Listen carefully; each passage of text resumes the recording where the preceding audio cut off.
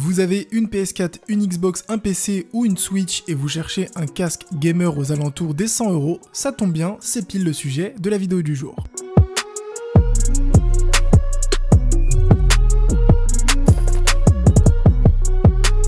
Bonjour à tous et bienvenue pour cette nouvelle vidéo où on va mettre en compétition 3 casques gamers. Il s'agit du mastodonte dans le secteur que je possède depuis des années et qui est considéré par beaucoup comme le meilleur casque gamer dans cette tranche de prix, j'ai nommé l'Hyperix Cloud, premier du nom. Il sera opposé au Tredesign Arctis 3 et au Serio Corsair HS60. Bien sûr il existe beaucoup d'autres casques mais je ne pouvais pas tous les prendre. Si jamais c'est un sujet qui vous intéresse, n'hésitez pas à me proposer 3 autres casques pour une prochaine vidéo dans l'espace commentaire. Cette vidéo sera découpée en 3 manches avec une première partie design, une seconde sur la finition et le confort, et enfin un test micro et ressenti audio sur la PlayStation 4. Je mettrai aussi le lien des 3 casques dans la description pour ceux qui seraient intéressés par l'un des casques proposés.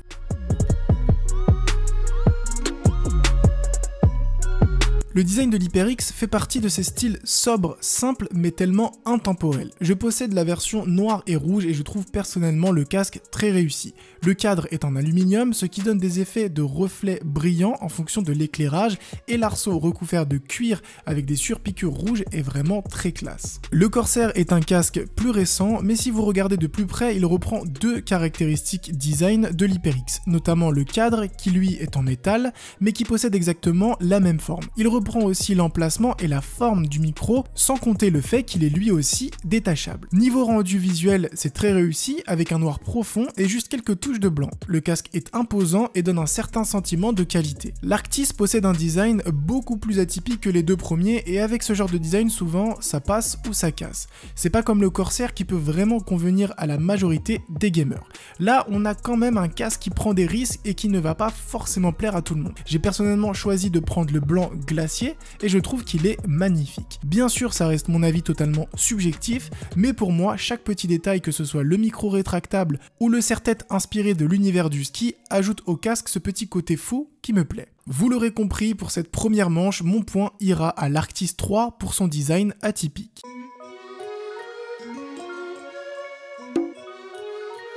Au niveau de la finition, les 3 casques se débrouillent plutôt bien avec une légère avance pour l'Hyperix qui donne vraiment cette sensation d'avoir un produit robuste et durable en main. Là où ses concurrents prennent de l'avance, c'est sur la disposition des boutons qui sont intégrés directement sur le casque, là où l'Hyperix a besoin d'une télécommande. Niveau confort, l'Hyperix est devant grâce à ses coussinets à mémoire de forme bien rembourrés et à l'arceau en full cuir. Au bout de quelques minutes, on oublie carrément qu'on a un casque sur la tête et c'est pour cette raison que je l'ai gardé depuis toutes ces années. Il est suivi par l'Arctis 3 et le Corsair, qui est selon moi beaucoup trop rigide.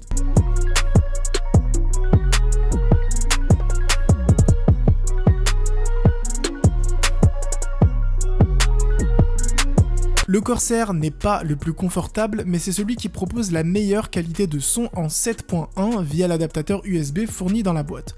Il est suivi de près par l'Arctis 3 et son son en 7.1 Surround que vous pouvez customiser à l'aide du logiciel SteelSeries Engine 3. Pas de 7.1 sur l'Hyperix, mais une compatibilité Hi-Fi qui permet d'avoir de bons aigus, mais qui surtout, de par sa finition, isole très bien des bruits autour. On passe maintenant au test micro. Je suis sur Overwatch avec l'Arctis 3, histoire de vous donner une idée de la qualité micro sur PlayStation 4. Là je suis en train d'attendre une partie, vous pouvez le voir, là on est plein dans le skin Halloween, voilà, à chaque fois Overwatch va vraiment changer les skins.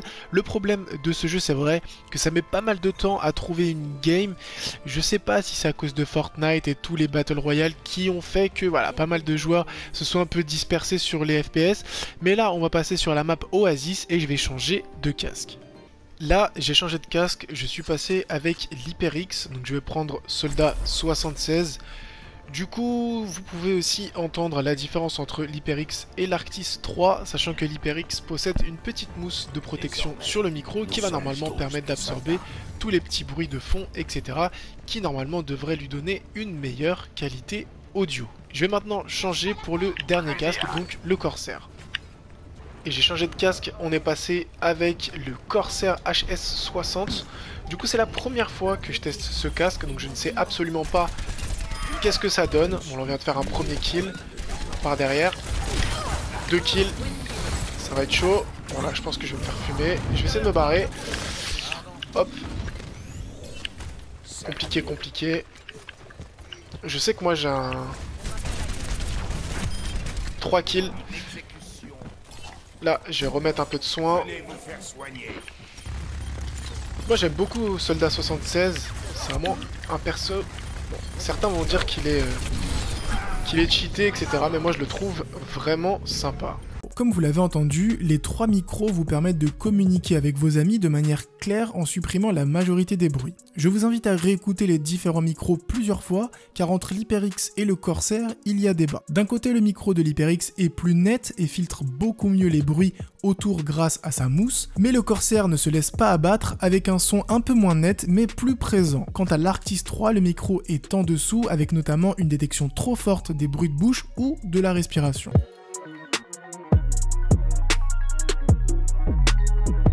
Avec 2 points sur 3, l'HyperX Cloud est déclaré vainqueur de ce combat. Malgré une sortie plus récente de la concurrence, il n'arrive pas à rivaliser sur le terrain du confort et de la qualité micro. Même si ce casque ne possède pas de 7.1, c'est un plaisir de jouer avec au quotidien et sa robustesse vous permettra de le garder plusieurs années sans problème. Cependant, je vous conseille de partir sur le Cloud 2 qui ne coûte que 10 € de plus, cela vous permettra d'avoir de la 7.1 et donc de mettre totalement KO la concurrence. C'est tout pour moi, prenez soin de vous, peace.